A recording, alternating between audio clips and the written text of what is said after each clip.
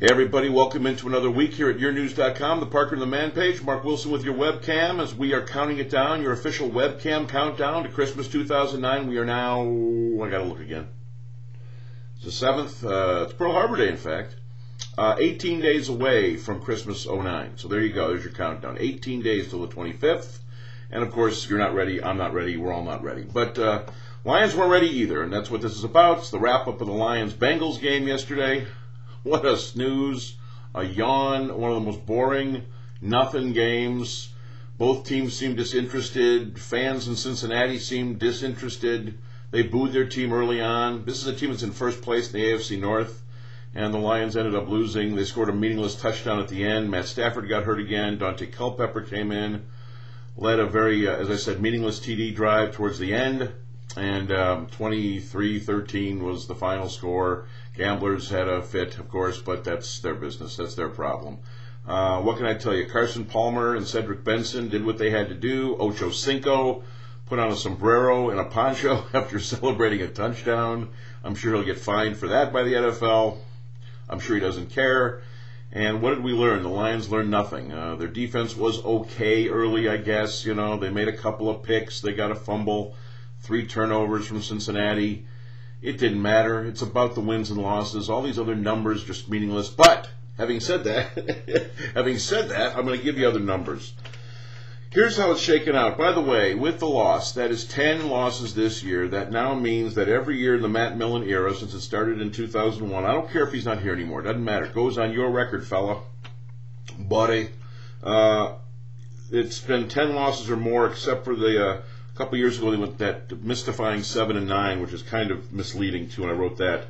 But here's the loss totals since 2001: 14, 13, 11, 10, 11, 13, 9, 16, and 10, and counting yet for this year. There's still 4 to go. 33 and 107 in that era. The Lions have now lost 18 consecutive on the road. They've lost 4 straight to Cincinnati now, if that matters.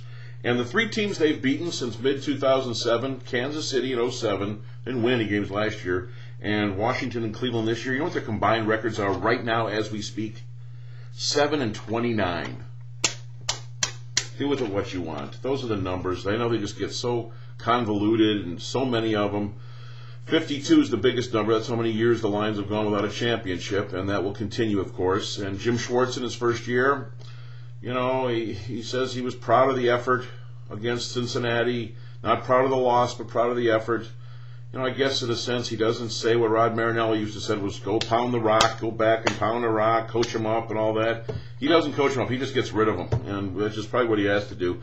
It's just that you're not going to find good football players in November or December or any time during the season. It's just hard to find. Those guys are already taken. Those guys are gone. So the Lions will watch the Monday night game tonight, Green Bay and Baltimore, because they'll play the Ravens next Sunday. It's a franchise that Schwartz knows well. He and Marvin Lewis, the coach of the Bengals, who, by the way, got his 55th career win, which is second all-time in Bengals history behind Sam Weish, tied with the great Paul Brown, who the stadium is named after, Paul Brown Stadium, PBS as we call it down there in the Queen City of Cincy. They were both on the staff in Baltimore back in the 90s, so they know the Ravens well. Some interesting things about that. We'll have a preview for that one later in the week. Only 4 more previews, people. Bear with me. This is your football team. You're in an NFL city. What are you going to do? That's right. You know what? I'll just cover it up there. Shouldn't have to look at anything except my palm. Let's tell you about it. Read all about it. Read all about it, baby. There you go. Another Lions loss. 33 and 33. That's the number of the last 36 games. They've lost 33 of them. Wow.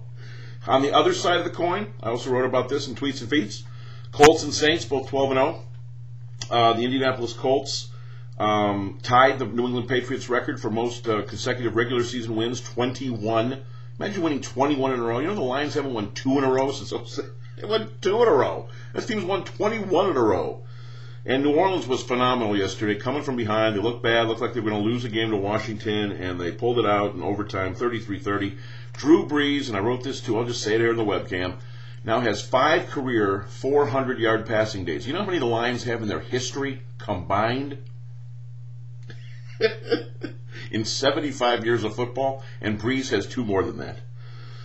Also check on Mark Dantonio and some of his comments. I just wrote about, he kind of talked a little bit about the scandal at MSU with the brawl over there with the football team and the players suspended. They will not be part of the bowl game.